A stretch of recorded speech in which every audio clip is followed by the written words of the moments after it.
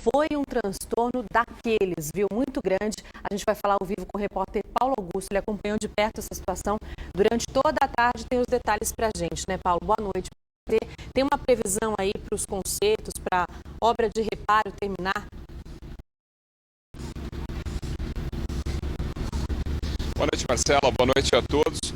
O recapeamento está na fase final. A previsão é que por volta das 8 horas da noite o trabalho termine e as duas faixas da Avenida John Boy Dunlop, no sentido bairro-centro, essas duas faixas sejam liberadas por volta das 8 horas da noite. Por enquanto, o pessoal está trabalhando. Por enquanto, também um trecho de 1 quilômetro continua interditado. Vale lembrar que no sentido centro-bairro, o trânsito está assim, flui normal. É importante esse trânsito fluir normal porque é o horário em que as pessoas voltam do trabalho para o bairro. Então, não causou, poderia ter causado ainda mais transtorno. Mas esse buraco que se abriu aqui no asfalto aconteceu por causa do rompimento de uma adutora, uma tubulação da Sanasa. Agora imagine você passando com o carro no asfalto e aí de repente você se dá de cara com uma cratera. Nós vamos ver isso agora na reportagem como foi. Uma das principais avenidas de Campinas ficou o dia inteiro assim, vazia. E olha que na Avenida John Boy Dunlop passam 60 mil carros por dia, de acordo com a INDEC. Agora imagina o transtorno quando no meio do caminho surge um buraco do nada. Pior foi quem passava na hora. Olha como ficou o carro. Eram 5 horas da manhã, quando o carro caiu no buraco. Uma cratera pequena e agora vai se abrindo. Um carro entrou. O rapaz que grava o vídeo oferece ajuda ao motorista. O senhor tá bem, senhor? Só tava o senhor mesmo? Só tava o senhor mesmo aí? Nessa outra imagem, outros carros e motos desviam do acidente. As pessoas se arriscam para não cair também. E o carro já afundou ainda mais. A água encobriu a frente toda. O seu Pedro é o motorista do carro. Ele estava indo fazer hemodiálise. E a hora que eu vi, já tinha acontecido. Que eu percebi, eu estava dentro do buraco já. E saí dentro do carro, correndo. Se eu espero mais um pouco, não sai. Depois que o carro foi retirado, deu para ver melhor o buraco de 3 metros de largura e mais de 2 metros de profundidade.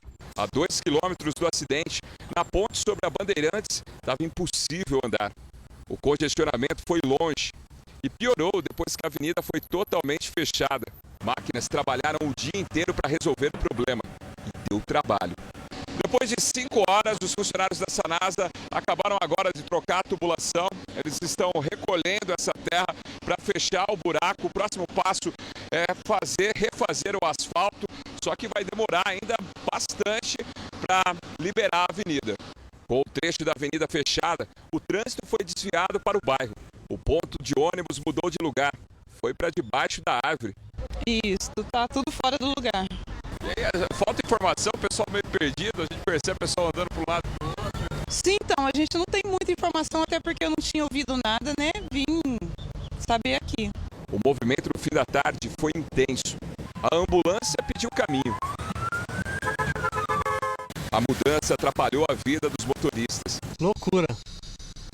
Hoje tá complicada a coisa aqui, viu? E lembra do seu Pedro que caiu com o carro dentro do buraco? Ele conseguiu remarcar a hemodiálise. O comerciante que saiu de casa de madrugada voltou só no fim do dia e recebeu o abraço da família. Muita dor de cabeça e sorte também, né? Porque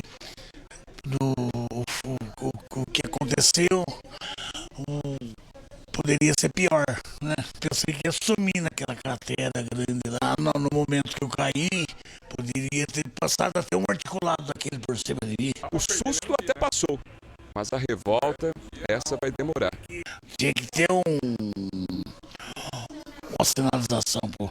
Uma avenida dessa aí, pô, movimentada, pô, uma das principais avenidas da cidade, pô. Tá um descaso nessa cidade, velho.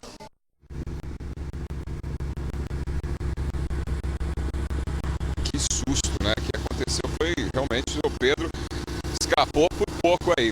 Vale lembrar que a obra, o pessoal continua trabalhando aqui, como a gente pode observar, a obra estava prevista para terminar às 6 horas da tarde, mas teve um atraso. Agora há pouco, nossa equipe flagrou uma situação inusitada. Olha só essas imagens. Um caminhão que foi chamado para retirar a terra aqui do local. E ele retirou os cones do lugar e subiu pela avenida. Junto com ele vieram um monte de motoristas apressadinhos aí que quiseram cortar caminho e acabaram entrando, dando de frente com a obra.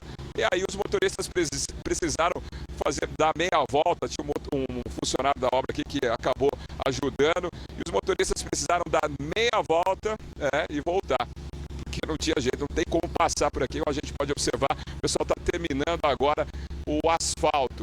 Vai lembrar que para a troca da adutora, a Sanasa teve que cortar o abastecimento. 20 bairros ficaram sem água. De acordo com a Sanasa, o abastecimento foi restabelecido a partir das 5 horas da tarde, já estava tudo normal. A Sanasa diz que não tinha nenhum sinal de rompimento, não tinha sinal de vazamento nesse trecho aqui e que provavelmente a adutora se rompeu por causa de um deslocamento do solo. Daí então, 8 horas da noite, deve terminar a obra por aqui, um buraco que deu trabalho, pessoal, essa noite, o dia inteiro, né, Marcelo? Dia confuso, né, Paulo? Obrigada pelas informações, bom trabalho para você aí. 40 minutinhos, então, é a promessa que tudo se resolva lá pela John Boy. Foi um dia complicado realmente para quem mora naquela região, para quem trabalha por ali também. Bem, agora a gente vai fazer uma correção aqui no jornal, porque